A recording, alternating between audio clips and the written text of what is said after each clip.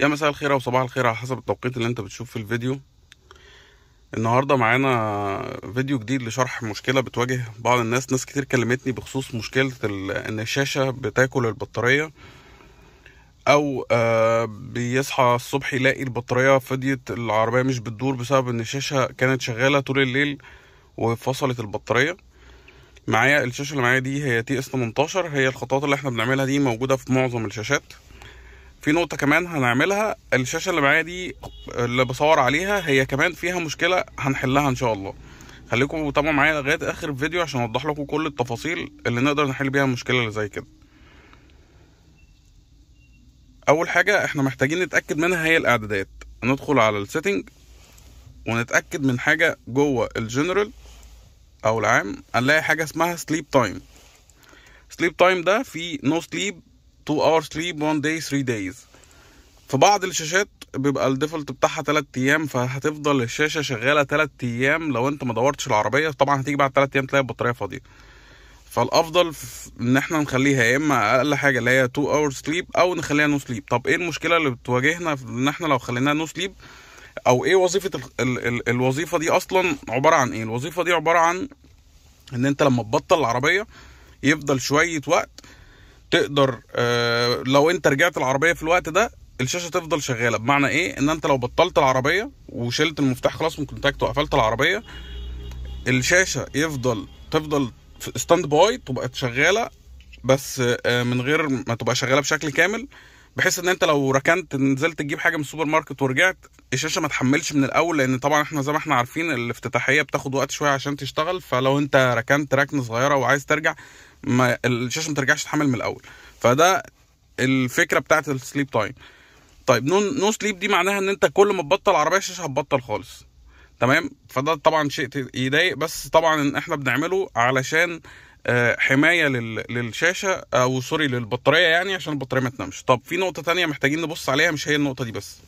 الشاشه دي فيها بروتكشن تاني او فيها حمايه تانية موجوده، اللي هو لو فولتج بروتكشن. دي معموله علشان تقدر تتحكم. هي طبعا زي ما احنا شايفين، هو هنا بيبقى الشاشه شايفه البطاريه فيها كام فولت، فبالتالي تقدر انت تعمل حمايه للشاشه عشان الفولت ما ينخفضش او ما تسحبش فولت كتير. طبعا انا عاملها هنا ل 11 ونص، يعني اول ما الفولت ينزل عن 11 ونص الشاشه المفروض هتفصل. طيب ممكن تعملها ل 10 ونص، 10 او 8، 11 زي ما تحب، على حسب طبعا البطاريه بتاعتك هل هي كويسه 100% ولا نص نص، فبالتالي تقدر تعمل الحمايه اللي انت عايزها. الافضل طبعا ان احنا نخليها 11 ونص عشان ما نروحش لمساله ان ممكن الشاشه تفصل او لا. دي النقطه الخاصه بالفولتج.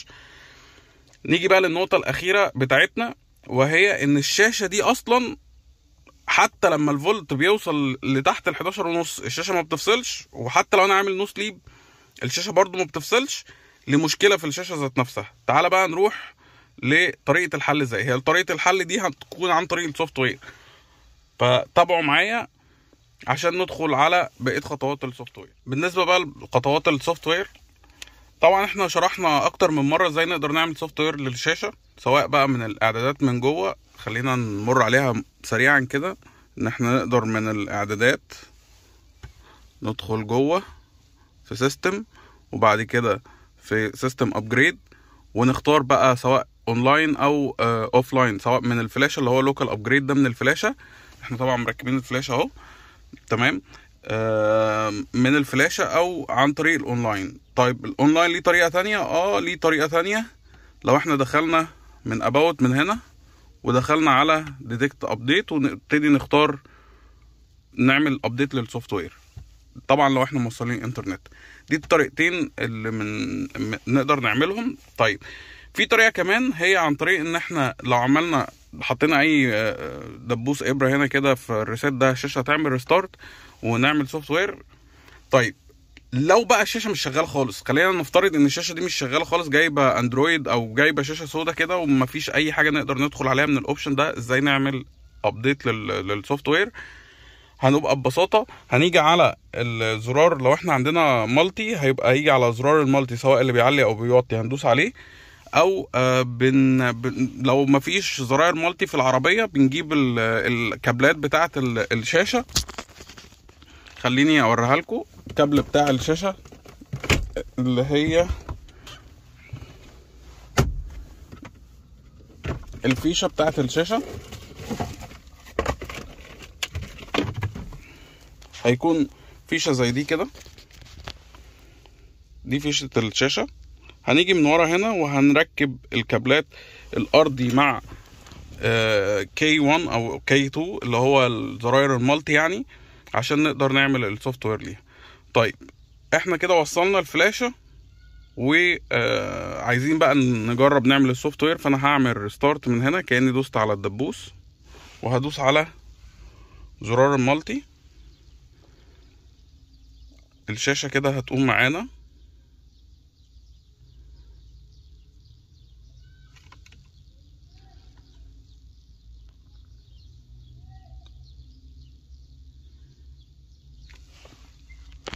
طيب هي كده ما جابتش معانا طبعا، هو لان الشاشه دي شغاله يعني الموضوع هيبقى محتاجين ناخد شويه خطوات فيه.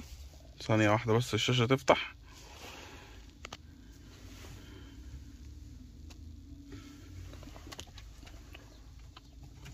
ونجرب تاني، نعمل ريستارت وندوس اوكي ونروح على زرار المالتي.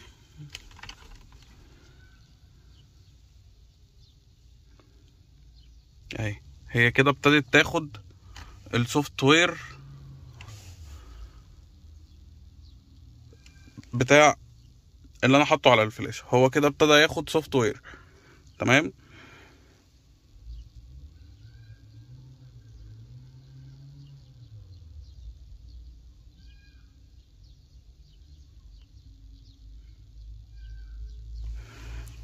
في نقطة حابب اوضحها، ممكن نرجع ليها تاني. هو مش شرط يكون اللي بيعلي ويوطي، ممكن يكون زرار من الزرارين دول تمام اللي بندوس عليه. فهنجرب. وفي كمان معلومة مهمة جدا، اليو اس بي دول هما الاتنين يو اس بي دول، في واحد يقبل السوفت وير واحد لا، نقدر نعمل منه سوفت وير واحد لا، اللي هو ال4 بن وال6 بن. طبعا نقدر نعرف منين؟ هو ده من ظهر الشاشة بنقدر نعرفه تمام.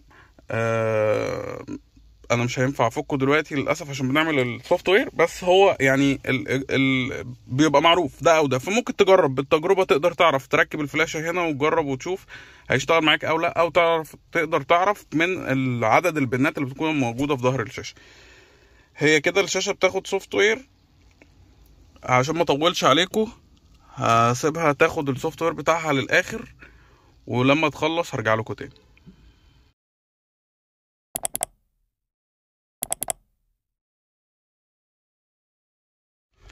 هو كده خلص السوفت وير.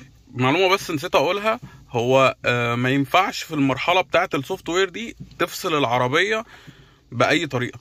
يعني ما ينفعش البطاريه تفصل، تدور العربيه في الكهرباء تفصل عن الشاشه، ما ينفعش تعمل اي حاجه عشان الشاشه ما تفقدش السوفت وير بالكامل، او بمعنى صح الشاشه تبوظ او يحصل لها مشكله. لان في المرحله دي لو حصل ريستارت للشاشه او حصل اي مشكله في السوفت وير القديم بيبقى اتشال والسوفت وير الجديد ما نزلش، فالشاشه مش هتشتغل معاك.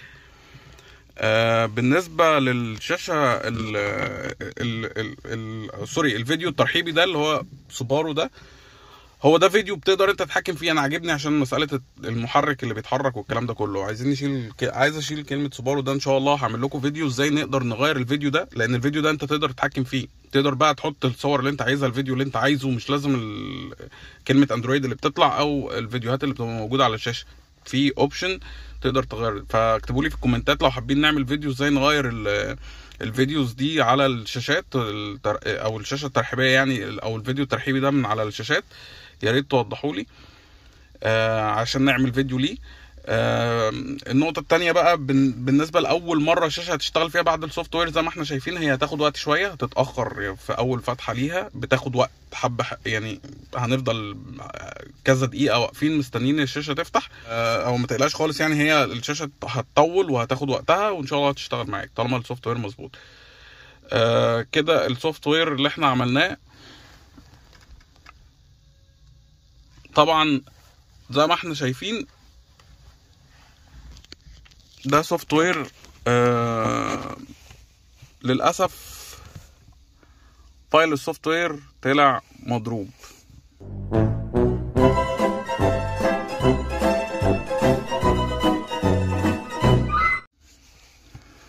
فهنضطر ان احنا نعمل لها سوفت وير من جديد. ده السوفت وير الخاص بالتي اس 18 بس الشاشات اللي هي بالطول، اللي هي التسلا. فخلينا هنعيد تاني خطوات السوفت وير، هي نفس الخطوات بس هنغير الفايل وهرجع لكم تاني. وده كده الشاشة بعد ما عملنا لها السوفت وير بقى المظبوط. المهم يعني هو السوفت وير اللي احنا كنا عملناه ما كانش بتاع الشاشة دي، فاحنا انا رجعت اديته تاني السوفت وير بقى المظبوط بتاعه. مستنيين دلوقتي كده الشاشة تفتح معانا. طبعا زي ما قلنا هي بتطول. اهم حاجة بس لو في اي استفسار او اي معلومة مش واضحة في الفيديو محتاجين ان احنا نعيدها تاني، يا ريت تكتبوا لي في الكومنتات، يا ريت تكتبوا لي برضو اسئلتكم في الكومنتات اللي تخص الشاشات، عشان ان شاء الله نجاوب عليها في فيديوهات جاية. وما تنساش لو انت اول مرة تتفرج على الفيديو تعمل اشتراك للقناة، وما تنساش لو عجبك الفيديو تعمل لايك للقناة. ويا ريت اتمنى اعرف رأيكم ايه في الفيديوهات يعني في الكومنتات.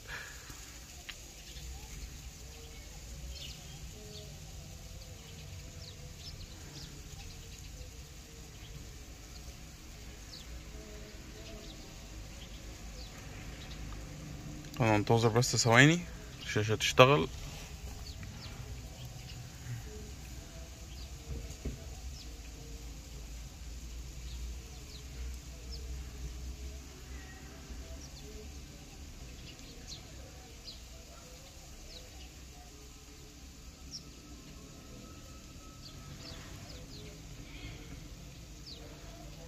طيب خلينا نجري الفيديو شوية عشان ما نطولش عليكم.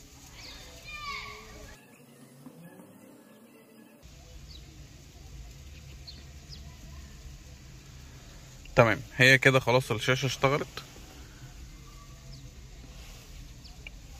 وكده نبقى عملنا لها سوفت وير. طبعا رجعت تاني جديدة كأنك لسه مطلعها من الكرتونة. في حاجة عايزين نخلي بالنا منها، لو اخدتوا بالكم الشاشة في الاول اللي كنت لو خدتوا بالكم في اول فيديو هي كانت اندرويد 10 وهي حاليا بقت اندرويد 13. طبعا الكلام ده فيك، هي في الاول وفي الاخر مبنية على اندرويد 10 بس ده مجرد رقم يعني. ما تنساش لو الفيديو عجبك تعمل لايك للفيديو، ما تنساش تسيب لي كومنت برأيك في الفيديو او تقول لي لو في اي حاجة محتاجين نوضحها، وما تنساش لو اول مرة تتفرج عليا تعمل اشتراك للقناة. وشكرا، اشوفكم في فيديوهات جديدة ان شاء الله. شكرا.